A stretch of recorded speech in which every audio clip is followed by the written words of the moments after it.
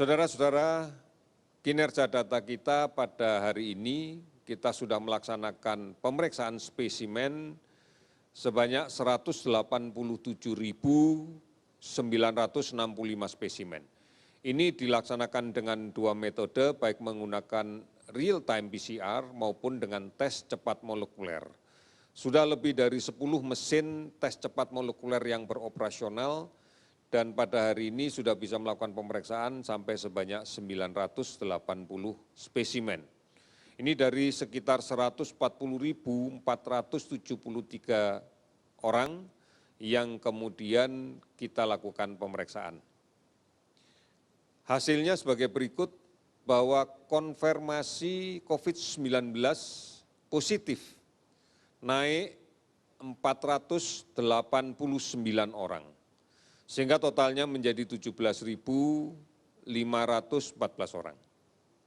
Kasus sembuh meningkat 218 orang, sehingga total menjadi 4.129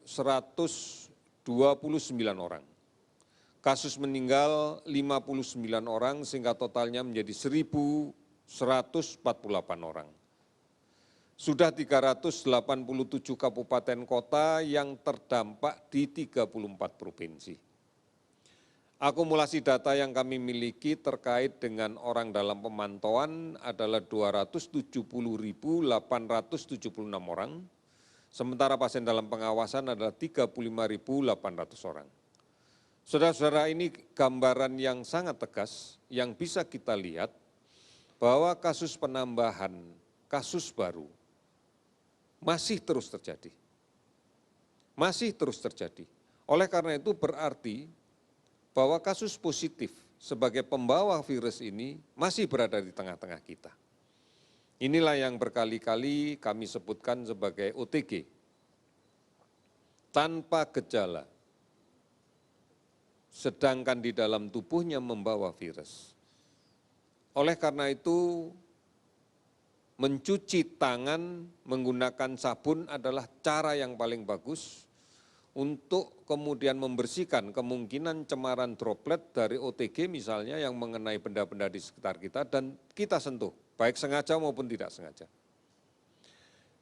Kemudian kita melakukan menyentuh mata, menyentuh hidung, menyentuh mulut tanpa tangan kita cuci. Ini juga akan mempercepat proses penularan. Kemudian gunakan masker jika keluar rumah. Kita tidak pernah tahu siapa yang sakit di luar rumah. Oleh karena itu, gunakan masker. Dan kemudian segera ganti dengan masker yang baru pada saat sampai di rumah dan masker yang habis dipakai dicuci dengan menggunakan air sabun.